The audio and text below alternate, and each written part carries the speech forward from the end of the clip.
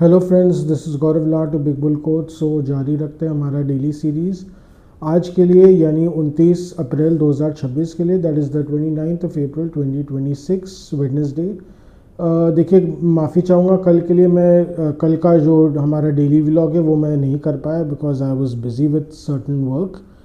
So basically कल तो क्या हुआ था, एक्सपायरी डे था और बाज़ार जो है वो वीक था। सो निफ्टी जो है वो कल गिर के ही बंद हुआ था। मैं पहले भी कह ही रहा था बिकॉज कि 24,000 के ऊपर निफ्टी जो है वो डावाडोल रहता ही है, और कल जो है निफ्टी 24,000 के नीचे ही बंद हुआ। हालांकि आज थोड़ी चीज़ें पलट गई। सो बेसिकली आज जो है वो निफ्टी जो है वो एक्सपेक्टेड था कि अगर कल रात को देखें तो इनफैक्ट गिफ्ट निफ्टी डाउन था, तो एक्सपेक्टेड था कि निफ्टी जो है वो गिर के खुलेगा, पर ऐसा हुआ नहीं। तो सुबह होते होते एकदम यू टर्न हो गया। सो जिसके बाद निफ्टी जो है वो बढ़ के खुला। उसके बाद थोड़ी सी एक बार रिवर्सल आई, एक बार गैप फिलिंग हुआ, पर again nonetheless Nifty went back to the upside territory, जिसको बोलते हैं ना बुलिश टेरिटरी में वापस आ गया। सो कल जो बैंक्स की पिटाई हो रही थी थैंक्स टू आरबीआई डायरेक्टिव, आज वैसा नहीं हुआ। कल मेनली जो बाज़ार कमज़ोर था वो बैंक निफ्टी के कारण नहीं था, बैंक्स के कारण नहीं था। देखिए, कल आरबीआई ने डायरेक्टिव दिया था, जिसके बेसिकली डायरेक्टिव ये था दैट अभी जो भी बैड लोन रिकग्निशन होता है, अब बैंक्स को धीरे धीरे थर्ड पार्टी को इन्वॉल्व करना पड़ेगा, और उसमें कई सारे चेंजेस किए। मीन्स उनको प्रोएक्टिवली अब ये करना पड़ेगा, जस्ट पास डेटा के बेसिस पे अब नहीं चलेगा। उनको पहले से इन चीज़ों को एंटिसिपेट करना पड़ेगा। कोई सेक्टर अगर ख़राब करता हुआ दिख रहा है तो उसमें बैड लोन्स को पहले से प्रोवाइड करना पड़ेगा। सो जस्ट मैं एग्जांपल के तौर पे दे दूं आपको, जिससे कि थोड़ा समझ में आए। सपोज़ कल को लग रहा है कि स्टील इंडस्ट्री आने वाले टाइम में बहुत ख़राब कर सकती है, स्टील इंडस्ट्री में स्टील का डिमांड कम होता दिख रहा है, जिसके कारण आगे चल के हो सकता है स्टील कंपनीज़ को लॉस हो। और अगर लॉस होता है तो कई सारी स्टील इंडस्ट्रीज़, हो सकता है स्टील कंपनियों को बहुत मेजर नुकसान भी हो सकता है, जिसके कारण अगेन उनका जो बहुत सारे अगर लोन्स दिए हुए बैंक्स के, तो वो कल को बैड डेट में कन्वर्ट हो सकता है। बैड डेट नहीं तो हो सकता है non performing assets. So basically grey area होता है जिसमें वो क्या ब्याज नहीं चुका पाते। हालांकि वो फॉर्मली डिफ़ॉल्ट नहीं करते, पर इंटरेस्ट रेट टाइमली नहीं चुका पाते या उसमें डिफ़ॉल्ट कर देते हैं। सो वो भी देखिए, अब आज के दिन अब एक डिफ़ॉल्ट ही माना जाता है। अगर आप 2 महीने से ज़्यादा अगर इंटरेस्ट अगर आपका मंथली किस्त है, या एटलीस्ट अगर आपका नॉर्मली क्वार्टरली, ज़्यादातर कॉर्पोरेट लोन्स में क्या होता है क्वार्टरली बेसिस पे ब्याज चुकाया जाता है। तो अगर 2 क्वार्टर्स के अगर इंटरेस्ट पेमेंट जो है वो मिस हो जाते हैं, तो ऑब्वियस ऑटोमेटिकली वो लोन जो है वो नॉन परफॉर्मिंग एसेट कैटेगरी में चला जाता है। सो बेसिकली अब क्या होता है कि बैंक्स को कम से कम 50 से 60% जो लोन अमाउंट है, सपोज अगर उन्होंने किसी फलाना कंपनी को 10,000 करोड़ का लोन दिया हुआ है, तो उसमें से कम 5 से 6,000 करोड़ उनको प्रोवाइड करना पड़ता है अपने बुक्स में से as a non performing asset. So ये काफ़ी खतरनाक हो सकता है। ये हालांकि अभी तुरंत लागू नहीं होगा, अगले फाइनेंशियल ईयर से होगा, that is from the 1st of April 2027। Problem ये है कि अब इसमें ज़्यादा प्रॉब्लम वो यहाँ पे होएगा, उन बैंक्स को होगा जिनका जो कॉर्पोरेट लोन पोर्टफोलियो है वो बहुत बड़ा है। सो HDFC बैंक का तो देखिए ज़्यादातर रिटेल फोकस्ड ही है। आज भी HDFC बैंक का जो बुक्स है उसमें से अगर आप देख लीजिए तो 80% जो है वो रिटेल लोन पोर्टफोलियो है। आप होम लोन जो अब मर्ज हो चुका है उसको आप साइड कर दीजिए, पर उसके अलावा जितना भी है वो रिटेल लोन्स ही है ज़्यादातर। कॉर्पोरेट लोन्स बहुत छोटा पोर्शन है HDFC बैंक का। पर प्रॉब्लम ये है कि अब एक्सिस बैंक और ICICI बैंक, ये दोनों के लिए बहुत प्रॉब्लमेटिक हो सकता है, और इनफैक्ट PSU बैंक्स के लिए भी आगे चल के काफ़ी प्रॉब्लमेटिक हो सकता है। बिकॉज ऐसे बहुत सारे PSU बैंक्स है like PNB, Punjab national bank, SBI भी, स्टेट बैंक ऑफ इंडिया, इनका कॉर्पोरेट लोन पोर्टफोलियो बहुत बड़ा है। सो इनके लिए बहुत बड़ा प्रॉब्लम हो सकता है। सो थिंग्स इसीलिए हो सकता है अभी भी मार्केट में नेगेटिव सेंटिमेंट चल रहा है बैंक्स के लिए। आज बैंक निफ्टी इनफैक्ट काफ़ी बढ़ा हुआ था सुबह को, अगर आप देखें तो 800 पॉइंट एक बार के लिए बढ़ गया था, पर जैसे ही बैंक निफ्टी का पीक हुआ एकदम धड़ल्ले से गिरावट आ गई। सो ये कहीं ना कहीं इसका मतलब है हैंगओवर अभी भी चल रहा है। मुझे जहाँ तक लग रहा है कि इसके बाद से बहुत सारे लॉन्ग टर्म सेलिंग आ रहे हैं। हो सकता है FIs ने अब ये एक फ्रेश मुद्दा बना लियो, क्यों उनको अब बैंक्स को बेचते रहना है, इंडियन बैंक्स को उनको बेचते ही रहना है। सो ये भी कहीं ना कहीं एक नेगेटिव ट्रिगर है। अब आगे कितना सस्टेन करेगा, पर कहीं ना कहीं इसका हैंगओवर आज भी था, एकदम साफ दिख गया वो। अभी सुबह को तो नहीं दिख रहा था, पर दोपहर में जिस तरह पिटाई हुई, और खास करके ICICI बैंक और एक्सिस बैंक की, साफ दिख रहा था ये उसी का ही असर है। सो बेसिकली बाज़ार आज सुबह को तो अच्छा हो गया, इनफैक्ट 24,100 के ऊपर जो चला तो अच्छा खासा रैली आया, पर हमने पहले ही कहा था कि 24,350 के आसपास आते आते वहाँ पे रेजिस्टेंस आ सकता है, और आज ऑलमोस्ट वैसा ही हुआ। 24,330 से जो घूमा वहाँ पे आज आके जैसे रुक सा गया, एक बार के लिए लग रहा था कि क्या पता कंसोलिडेट कर रहे हैं निफ्टी, पर ऐसा हुआ नहीं। सो जैसे जैसे बैंक्स में गिरावट शुरू हुई, निफ्टी भी धीरे धीरे थोड़ा अनस्टेबल होने लग गया, और बैंक्स में एक बार जो सेलिंग शुरू हुआ वो तो जैसे रुका ही नहीं, उसके कारण देखिए निफ्टी भी अफेक्ट हो गया। सो निफ्टी जो है वो 24,200 के नीचे गया, और इनफैक्ट 24,143 का उसने दोपहर का लो बनाया। सो कहीं ना कहीं दिखाते हैं कि ऊपर में अभी भी सेलिंग प्रेशर है, हायर लेवल्स में कहीं ना कहीं सप्लाई प्रेशर है, एकदम उसको बोलते हैं ना साइलेंट सेलिंग है ऊपर के लेवल्स में। FIs are the main sellers no doubt, उसके अलावा ऑपरेटर्स भी हो सकते हैं। देखिए 22,000 से लेकर 23,000 के लेवल्स में जिन्होंने झमके पोती किया हो, जिसको बोलते हैं ना लॉन्ग किया होगा या बाय किया होगा, वो कहीं ना कहीं देखिए 24,000 में प्रॉफिट टेकिंग करने आ रहे हैं, ये अब बाजार में साफ दिख रहा है, वो डिस्ट्रीब्यूशन कर रहे हैं बेसिकली।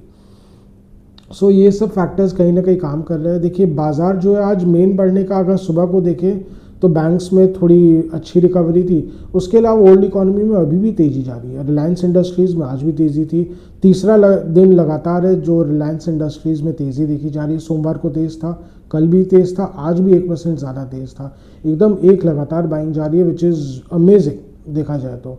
भारतीय एयरटेल आज बहुत अच्छा कर रहा था, भारतीय एयरटेल में ऑलमोस्ट 3% की तेज़ी थी। सो फाइनली इसमें बहुत अच्छा ब्रेकआउट आया स्टॉक में।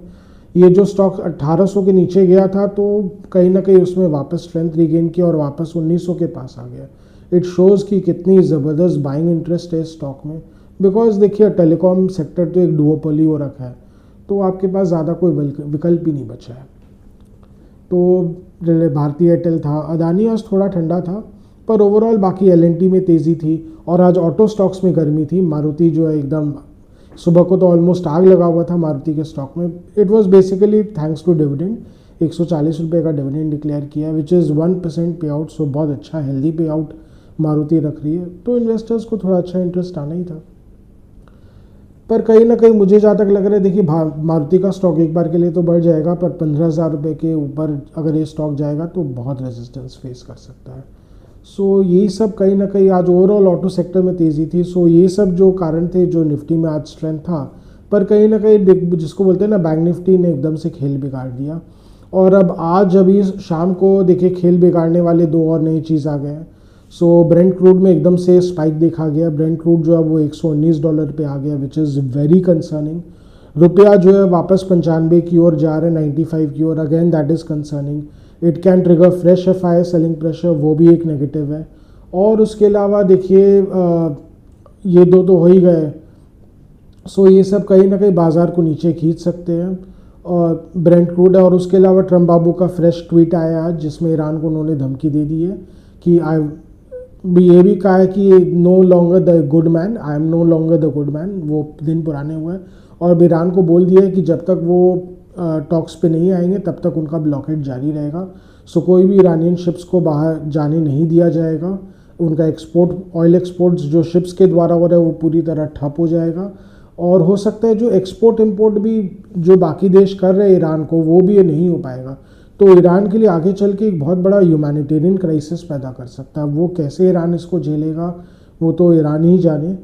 तो ये एक बहुत बड़ी समस्या हो सकती है, बिकॉज आगे चल के खाने पीने के इंपोर्ट्स है, दवाइयों के इंपोर्ट्स पूरी तरह बंद हो सकते हैं। So I think Iran will become solely dependent on China and Russia. So यही बात है। तो ये कहीं ना कहीं अब प्रॉब्लम क्रिएट कर सकता है। तो ट्रम्प बाबू ने तो बोल दिया कि अब मैं ब्लॉकेड तो जारी रखूँगा जब तक मेरे से बात नहीं करने आओगे। तो ठीक है, ईरान ना तो ऑयल एक्सपोर्ट कर पाएगा, न कुछ ढंग से इंपोर्ट कर पाएगा। सो इसके कारण प्रॉब्लम ये है कि टेंशन्स फिर से ट्रिगर हो सकते हैं। एंड अटकलें हैं कि फॉर्मली कभी भी वॉर छिड़ सकता है। कहीं ना कहीं आप क्रूड ऑयल को देख लीजिए, वो उसी को ही रिफ्लेक्ट कर रहा है, उस रिस्क को ही रिफ्लेक्ट कर रहा है। और उसके अलावा देखिए कल UAE ने डिक्लेयर कर दिया था कि वो ओपेक छोड़ रहे हैं। तो देखिए अभी तो फ़िलहाल इससे कुछ नहीं होने वाला है, क्योंकि यूएई भी थोड़ा एक एक करके प्रोडक्शन बढ़ाएगा, उसको भी साल 2 साल लग सकता है धीरे धीरे अपने प्रोडक्शन को बढ़ाने में। ऑलरेडी उसके इंफ्रास्ट्रक्चर बने हुए, पर अब चूँकि अब ओपेक का पार्ट नहीं है तो अब तेज़ी से उस पर काम करके अपने प्रोडक्शन को बढ़ा सकता है। सो अभी 3 से 3.5 मिलियन बैरल्स यूएई प्रोड्यूस कर रहा है, जो 5 मिलियन बैरल्स पर डे तक ले जाएगा। तो मोस्ट लाइकली उसका सारा जो तेल है वो भारत को ही आएगा। पर देखिए अभी इमीडिएट टर्म्स में रिस्पाइट नहीं मिलेगा, लॉन्ग टर्म के लिए वो रिस्पाइट काम करेगा। सो लॉन्ग टर्म के लिए यानी मीडियम टू लॉन्ग टर्म के लिए देखिए भारत को कहीं ना कहीं वहाँ से रिलीफ मिल सकता है, क्योंकि आप जानती है भारत और यूएई के रिश्ते बहुत बहुत गहरे हैं, बहुत अच्छे हैं। So but for the timing देखिए एक बहुत बड़ा इरिटेंट है। उसके अलावा यूएस फेड का आज मीटिंग है, तो इंटरेस्ट रेट्स जहाँ तक जो है वो अनचेंज नहीं रहने चाहिए and most likely they will remain unchanged this year. क्या पता कुछ डॉविश स्टेटमेंट्स दे दे, मुझे जहाँ तक लग रहा है they might signal more aggressive quantitative easing, क्योंकि मार्केट पे आप जानते ही वॉर इतना हो रहा है और इतना सब फाइनेंशियल प्रेशर्स है, तो उसको थोड़ा स्मूदन करने के लिए हो सकता है वो क्वांटिटेटिव ईजिंग पे और जोर दे। अगर वैसा होता है तो क्या पता मार्केट के लिए पॉजिटिव हो, अगर नहीं होता है तो डाउ जोन्स तो कमज़ोर है ही, अभी 300 पॉइंट गिरा हुआ है, क्या पता और गिर जाएगा। तो उसके कारण देखिए गिफ्ट निफ्टी तो 100 पॉइंट्स डाउन है ही, और मुझे लग रहा है कि हो सकता है कल कमज़ोर ही खुलेगा, तो कहीं ना कहीं 24,000 के ऊपर निफ्टी के लिए टिका रहना बहुत मुश्किल रहेगा। देखिए शुक्रवार को मार्केट बंद है, पर सोमवार को हो सकता है अगर जो स्टेट इलेक्शंस के रिजल्ट्स है वो अगर बीजेपी के काफ़ी फेवर में आते हैं तो एक बार के लिए हो सकता है मार्केट रैली भी कर जाएगा। बट अगेन मैं एक वार्निंग दे दूँ, वो टेम्प्रेरी डिस्पाइट ही रहेगा, बिकॉज जितने मैक्रो इकोनॉमिक फैक्टर्स है, जियोपॉलिटिकल फैक्टर्स है, वो तो टोटली अभी अगेंस्ट हो रखे हैं। तो बेसिकली क्या होगा, ऊपर एफआईआईस भर भर के बेचने आ जाएंगे और वो मज़े ले लेंगे, तो होगा कुछ नहीं। So that will be a temporary respite और मार्केट वापस से अपने वही जो पुराने चाल में चला जाएगा। प्रॉब्लम यही रहेगा, रिस्क वहीं से है। सो मुझे जहाँ तक लगता है निफ्टी अगर 24,000 के नीचे जाता है तो इवेंचुअली इट माइट करेक्ट, और इमीडिएट टर्म्स में 23,500 तक जाए तो मुझे कोई भी बड़ी बात नहीं लग रही है, और 23,000 तक भी जा सकता है नो डाउट, क्योंकि एक बार डाउन ट्रेंड का सिलसिला शुरू हो जाएगा, एक कैपिचुलेटिंग इफेक्ट शुरू हो जाता है, तो फिर मार्केट धीरे धीरे गिरते ही जाएगा। DIIs भी देखिए कितना बचाएंगे, अगर आप आज भी देखें तो अभी डेली यही हो रहा है, FIIs प्यार से माल बेचे जा रहे हैं, DIIs चुपचाप उसको एब्जॉर्ब किए जा रहे हैं। पर DIIs भी अग्रेसिवली नहीं लेना चाहते, क्योंकि उनको भी डर लगता है अग्रेसिवली ले लेंगे कहीं कुछ भूचाल आ जाएगा, बाजार एकदम से क्रैश कर जाएगा, फिर नीचे भी उनको माल लेना रहेगा। तो वो भी अपने जिसको बोलते हैं ना अपने आप को बचा के रख रहे हैं, they are not playing all the cards, वो अपने पत्ते भी थोड़ा बचा के रख रहे हैं। तो DIIs भी थोड़े सियाने हैं, अपने पत्तों को बचा के रख रहे हैं, जोकर को डेफिनेटली बचा के रख रहे हैं। सो अच्छी बात है, पर वही बात है जैसा कि और CNBC में भी एक एनालिस्ट ने बोला था कि मार्केट तो उनको 23,000 से लेके 24,500 तक लग रहा है, जो मैं कम्प्लीटली अग्री करता हूँ, ये अभी ऐसा ही रहने वाला है। अगर किसी तरह भूल चूक चला भी जाएगा 25,000 तक, तो देखिए वहाँ पे टिकना बहुत बहुत मुश्किल है। सो यही था हमारा डेली का व्लॉग।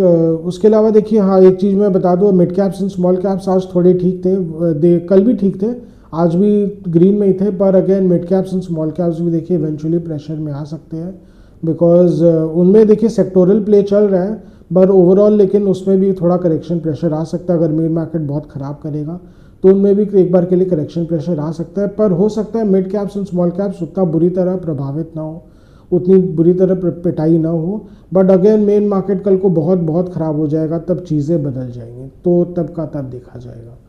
सो फिलहाल के लिए यही है। सो आज का डेली व्लॉग यहीं तक रखते हैं। आशा करें कि आपको हमारी डेली व्लॉग्स अच्छी लग रही हो। Do like share and subscribe to our channel, do hit the bell icon for regular update on our videos. अगर आपको कुछ स्टॉक स्पेसिफिक जानना हो, मार्केट के बारे में कुछ जानना हो, सेक्टर स्पेसिफिक कुछ जानना हो, तो please write in a comment section, will get back to help you in any way possible as much as possible. And अगर आपको कुछ कमेंट्स देना हो, फीडबैक देना हो या सजेशन देना हो, तो please write in a comment section. Your suggestions, your feedback are valuable for us. So आज के लिए थैंक यू।